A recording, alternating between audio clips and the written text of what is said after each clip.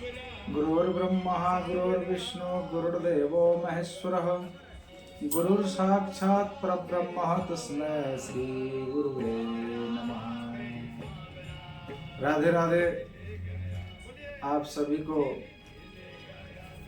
आज मैं पापांकुशा एकादशी के बारे में कुछ चर्चा करने जा रहा हूँ, तो बड़े ध्यान पूर्वक सुनिएगा।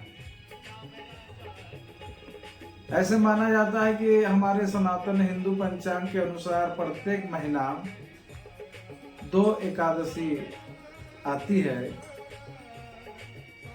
जो हमारे 11वीं तिथि को पंचांग के मुताबिक 11वीं तिथि को एकादशी कही जाती है।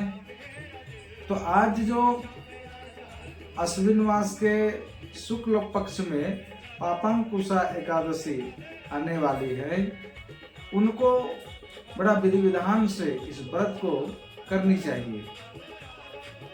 आप सबको बता दूं, ये व्रत जो ये 14 अक्टूबर को पड़ेगी, ये एकादशी की व्रत, तो ये बड़ा अद्भुत है। पापांकुशा यानी पापों का अंकुश को ही रोक देती है। इतने पावरफुल है ये एकादशी। इस एकादशी व्रत को करने से आपका,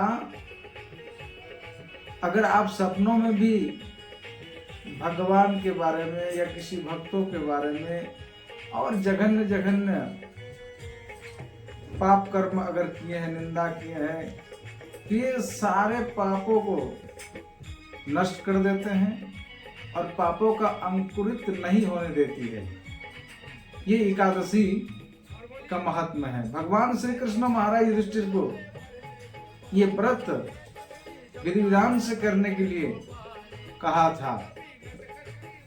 देखिए, जितने भी एकादशी हम लोग करते हैं, 12 महीना में 24, जिस समय अधिक मास पड़ते हैं वो 26 एकादशी हो जाती है, लेकिन ये सारे अनंत कोटि ब्रह्मांड नायक भगवान श्री कृष्ण ने ही नहीं बताए थे महाराज युधिष्ठिर को।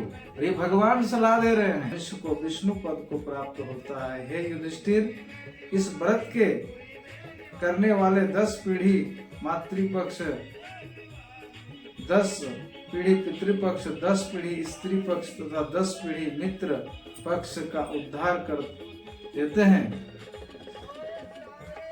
वे दिव्य देह धारण कर चतुर्भुज रूप हो, पीताम्बरी पहने और हाथ में माला लेकर गरुड़ पर चढ़कर विष्णु लोक को जाते हैं। एकादशी का इतना बड़ा महात्मा है।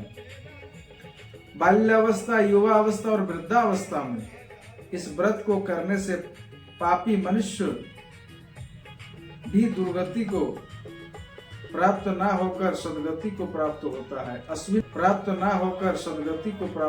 है। अश्विन मास की शुक्ल पक्ष की इस पापांकुशा एकादशी का व्रत जो मनुष्य करते हैं, वे अंत में हरि लोक को प्राप्त होते हैं तथा समस्त पापों से मुक्त हो जाते हैं। सोना, तिल, भूमि, गो, अन्न, जल, छतरी तथा जूती दान करने से मनुष्य यमराज को नहीं देखता है।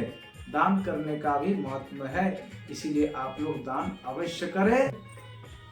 विधि विधान से भगवान पद्मनाभ गोविंद अपना इष्ट आराध्य आपका जो है उनका पूजन करे और संकल्प ले कि मैं ठाकुर जी का विधि विधान से व्रत करूं और किसी प्रकार से मन कर्म वचन से किसी का अपराध ना करूं।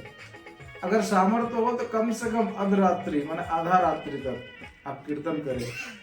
और 15 तारीख का इस व्रत का जो पारण है वो 6:30 बजे से लेकर के 6:30 बजे से लेकर आप 7:45 बजे तक, यानी 7:45 तक इनका पारण कर लीजिए। और एक बात रही कि जितने भी हम एकादशी का वीडियो बनाते हैं, ये मेरा दूसरा कुछ लक्ष्य नहीं है, केवल सनातन को जागृत करना है। सनातन धर्म में जो लोग जिंदगी जी रहे हैं उनको सही तरीका मालूम नहीं है कि हमें इस कलिकाल में कौन सी व्रत करने से हमारा जीवन कल्याण हो सकता है, पापों से हम मुक्त हो सकते हैं। तो एकमात्र एकादशी है, इसलिए इस एकादशी को अब अवश्य कीजिएगा। राधे राधे।